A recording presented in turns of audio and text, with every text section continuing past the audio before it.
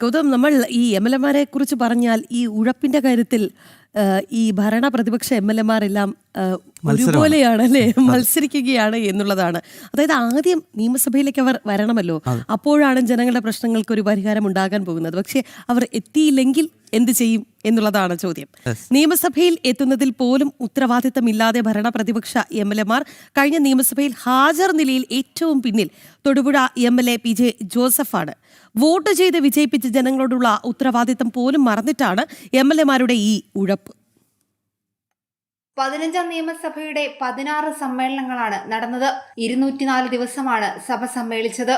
നിയമസഭയിൽ കൃത്യമായി ഹാജരാകാൻ പോലും ഭരണ പ്രതിപക്ഷ എംഎൽഎമാർക്ക് കഴിഞ്ഞിട്ടില്ലെന്നാണ് എംഎൽഎമാരുടെ ഹാജർ റിപ്പോർട്ടുകൾ വ്യക്തമാക്കുന്നത്. തൊടുപുഴ എംഎൽഎ PJ ജോസഫാണ് ഏറ്റവും കുറച്ച് ദിവസം സഭയിൽ ഹാജരായ എംഎൽഎ. 107 ദിവസമാണ് PJ ജോസഫ് ഹാജരായത്. 52.45% ഹാജരാണ് PJ ജോസഫിനുള്ളത്. ഭരണപക്ഷ എംഎൽഎ ആയ ശൈലജ ടീച്ചർ 160 ദിവസം സഭയിൽ ഹാജരായി 78% ഹാജർ മാത്രമാണ് ലഭിച്ചത്. പ്രതിപക്ഷ ഉപനേതാവ് PK കുഞ്ഞാലിക്കുട്ടി 167 ദിവസമാണ് സഭയിൽ ഹാജരായത്.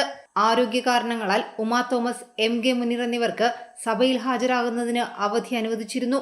5 വർഷവും സഭയുടെ ഭാഗമായിരുന്ന എംഎൽഎമാരുടെ ഹാജർ പരിശോധിച്ചാണ് റിപ്പോർട്ട് തയ്യാറാക്കിയിട്ടുള്ളത്. മുഖ്യമന്ത്രി ഉൾപ്പെടെയുള്ള മന്ത്രിമാർ, സ്പീക്കർ, ഡെപ്യൂട്ടി സ്പീക്കർ, പ്രതിപക്ഷ നേതാവ് എന്നിവരുടെ ഹാജർ പരസ്യപ്പെടുത്തിയിട്ടില്ല. ജനം, കൊച്ചി. അങ്ങനെ ഈ പണ്ട് സ്കൂളിലൊക്കെ പഠിക്കുമ്പോൾ ഉണ്ടല്ലോ, ഈ അറ്റൻഡൻസ് ഇല്ലാത്ത ആൾക്കാരെ പിടിക്കുകയും, അതാ എനിക്ക് ഓർമ്മ വന്നത്. പിടിക്കേണ്ട അവസ്ഥയാണല്ലേ, എന്നാലെങ്കിലും ശരിയാകുമോ എന്നുള്ളതാണ്. എന്തായാലും നമുക്ക് നോക്കാം. ഒരു തെരഞ്ഞെടുപ്പ് കൂടി വരികയാണല്ലോ. നമ്മൾ മറ്റേ ഒരു സിനിമയിൽ ഒരു ഡയലോഗുണ്ട്, കുത്തുമ്പോൾ ഓർക്കണം എന്നുള്ള ഒരു ഡയലോഗുണ്ട്. എനിക്കതാണ് ഓർമ്മ വരുന്നത്.